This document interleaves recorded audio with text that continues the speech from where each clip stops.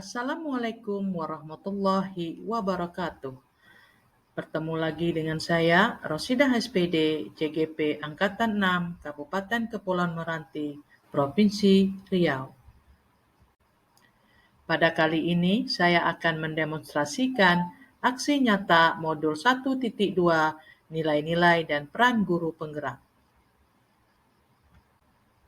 Terlebih dahulu, saya akan memperkenalkan fasilitator saya, Pak Syahrir Sunusi, dan Ibu Fatmawati sebagai pengajar praktek saya. Baiklah, Bapak Ibu Guru Hebat Indonesia, kali ini saya akan menjelaskan satu latar belakang. Oleh Rikic dalam Abdullah 2015 menyatakan bahwa nilai merupakan keyakinan sebagai standar yang mengarahkan perbuatan dan tolak ukur pengambilan keputusan terhadap objek atau situasi yang sifatnya sangat spesifik. Kehadiran nilai-nilai positif dalam diri seseorang akan membantu mereka mengambil posisi ketika berhadapan dengan situasi atau masalah, sebagai bahan evaluasi ketika membuat keputusan dalam kehidupan sehari-hari. Melihat peranan nilai sangat penting dalam kehidupan tingkah laku sehari-hari, maka rasanya penting bagi seorang guru penggerak untuk bisa memahami dan menjiwai nilai-nilai dan peran seorang guru penggerak. Guru penggerak diharapkan untuk bisa mengelola perubahan. Adapun nilai-nilai dari guru penggerak adalah sebagai berikut: berpihak kepada murid, mandiri, reflektif, kolaborasi, dan inovatif. Sementara peran guru penggerak diharapkan dapat memainkan peran-peran memimpin perubahan dalam ekosistem pendidikannya masing-masing.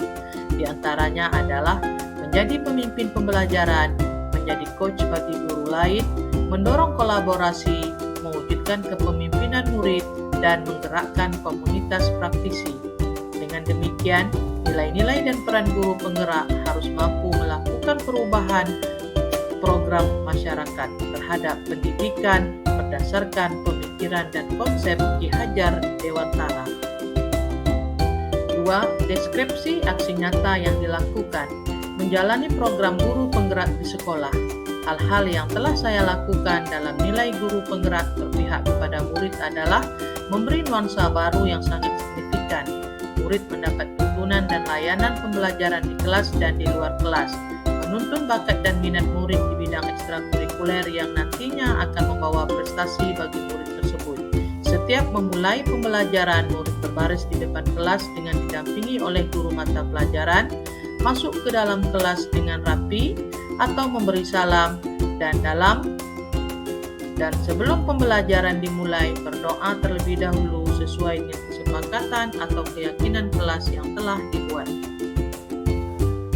Selain peran guru penggerak sebagai pemimpin pembelajaran, yang kedua adalah coach bagi guru yang lain, yaitu berkolaborasi memberikan pemahaman kepada rekan sejawat di sekolah maupun di dalam MGMP di luar sekolah. Yang ketiga, mendorong kolaborasi, yaitu saya membuka lebih banyak ruang dialog bersama rekan sejawat tentang pembelajaran dan dengan pemangku kepentingan pendidikan. 4. Mewujudkan kepemimpinan, yaitu saya berupaya untuk menuntun murid untuk tetap aktif belajar dan memiliki semangat juang untuk lebih fokus dalam menyelesaikan studinya. 5. Penggerak komunitas praktisi, yaitu saya menumbuhkan budaya belajar kolaboratif atau kreativitas belajar profesional bersama rekan guru di sekolah dan di wilayah. Hasil dari aksi nyata yang dilakukan. Dari hasil aksi nyata yang saya lakukan adalah: 1. Adanya keyakinan kelas bersama peserta didik, di mana keyakinan ini bertujuan untuk mengikat diri masing-masing untuk mengikuti aturan-aturan yang telah disepakati bersama dalam pembelajaran. Kesepakatan kelas ini membuat unsur-unsur yang diingini oleh peserta didik, sehingga peserta didik tidak ada yang terpaksa dalam mengikuti pembelajaran. 2. Adanya pembiasaan berbaris di depan kelas dalam keadaan rapi ketika bel masuk dibunyikan sampai menunggu gurunya datang, dan memperhatikan kerapian atribut pakaian serta mempersilakan masuk ke dalam kelas. 3. Adanya menanamkan pembiasaan berdoa terlebih dahulu sebelum pembelajaran dimulai dan berdoa setelah pembelajaran berakhir. berpikir. 4. Adanya pembiasaan menyapa dan mengabsen peserta didik dengan ramah serta menanya kabar pada hari itu kepada murid. 5. Berkolaborasi dengan kepala sekolah dan rekan sejawat untuk melakukan perubahan yang sesuai dengan keinginan bersama. 6. Menanamkan cinta budaya lokal peserta didik. 7. Bekerja sama dengan guru tamu dan kolega sekolah. 8. Adanya peningkatan pengetahuan di bidang IT. Pembelajaran yang didapatkan dari pelaksanaan yaitu adanya kegagalan yang sifatnya harus diperbaiki. Untuk mewujudkan pola tersebut butuh proses dan waktu yang cukup lama, tidak bisa semudah membalikkan telapak tangan, artinya perlu waktu lama untuk mewujudkan pembelajaran sesuai dengan apa yang dicita-citakan.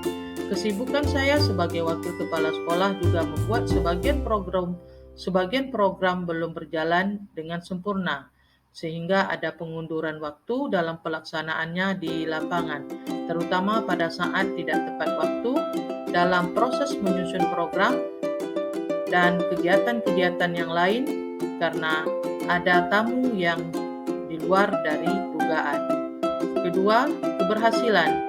Takaran ukur keberhasilan adalah adanya perubahan-perubahan yang lebih baik lagi dalam setiap harinya. Hari ini harus lebih baik dari hari yang kemarin. Adanya perubahan sikap dan karakter peserta didik secara perlahan-lahan. Timbulnya semangat belajar pada diri peserta didik dengan adanya pelayanan keinginan yang diinginkan oleh peserta didik yang berhubungan dengan model pembelajaran. Peserta didik bisa tampil di depan kelas sudah menyeluruh, tidak ada lagi rasa takut-takut untuk tampil ke depan. Kerjasama semakin baik di kalangan peserta didik dan guru, terjalinnya kerjasama yang baik antara rekan sejawat dan kepala sekolah, guru tamu, dan stakeholder. Rencana perbaikan untuk pelaksanaan di masa yang akan datang.